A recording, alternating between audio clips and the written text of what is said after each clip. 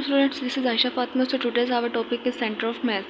What is center of mass? Center of mass के बारे में हम लोग आज पढ़ेंगे कि अगर एक बॉडी है उसका जो उसके पार्ट्स की वेलोसिटीज़ और एक्सीलरेशन जो है डिफरेंट है, उसके सारे पार्ट्स की जो वेलोसिटी और एक्सीलरेशन डिफरेंट है, लेकिन उन डिफरेंट वेलोसिटीज़ और एक्सीलरेशन के दरमियान एक पॉइंट ऐसा होगा जहाँ पे हम लोग न्यूटन सेकंड लॉ को अप्लाई कर सकते हैं, वो पॉइंट हमारे पास सेंटर ऑफ मास कहलाता है।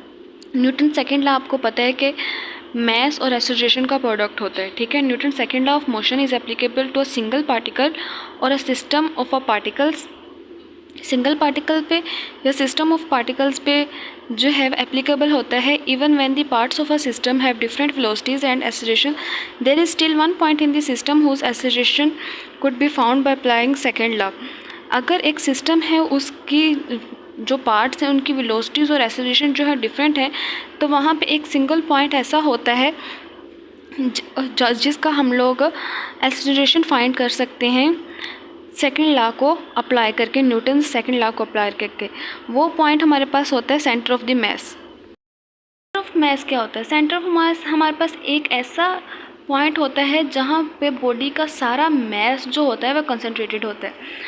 सेंटर ऑफ मास हमारे पास ऐसे बिहेव करता है जैसे कि जो पूरी बॉडी का या सिस्टम का जो मास है वो उसी पर लाई कर रहा है, उसी पॉइंट पे लाई कर रहा है। अब देखिए हमारे पास एक नीचे फिगर है 4.16, यहाँ पे हमें rotating wrench sliding along a frictionless floor दिखाया गया है। अब देखिए ये जो रेंच है वो फ्रिक्शनलेस फ्लोर पे स्लाइड कर रहा है, तो इस रेंच के जितने भी पार्टिकल्स हैं या ये रेंच एक सिस्टम है, उस रेंच के जो डिफरेंट पार्ट्स हैं, ठीक है, उन पार्ट्स की जो एक्सीलरेशन है और वेलोसिटीज़ डिफरेंट है।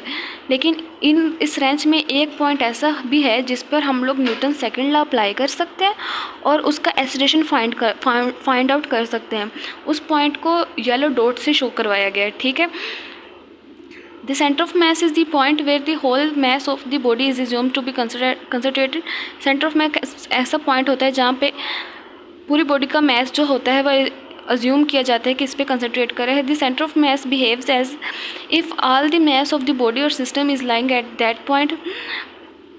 A rotating wrench sliding along a frictionless floor, there is no resultant force on the wrench. Frictionless floor पर जब रेंच स्लाइड कर रहा है उस पर रिजल्टेंट फोर्स नहीं है, therefore its center of mass is shown by a yellow dot. Centre of मास को येलो डॉट से शोन करवाया गया। Follows a linear path with constant speed. ये जो रेंच है वो लीनियर पाथ यानी कि स्ट्रेट मूव कर रहा है कांस्टेंट स्पीड की वजह से, ठीक है। सरफेस की जो अर्थ है, on the surface of earth where g is almost constant, the centre of mass of an object coincide with its centre of gravity. अब देखिए यहाँ पे हमें बताया गया है कि अर्थ की सरफेस पे जो जी होती है वो ऑलमोस्ट यूनिफॉर्म में होती है और सेंटर ऑफ मास जो है वो कंसाइड किसी भी ऑब्जेक्ट का कंसाइड कर जाता है सेंटर ऑफ ग्रेविटी से। अब देखें हम लोगों ने पीछे पढ़ा था जो ऑब्जेक्ट होता है उसके सारे पार्टिकल्स पे जो है वो ग्रेविटेशनल फोर्स लगती है।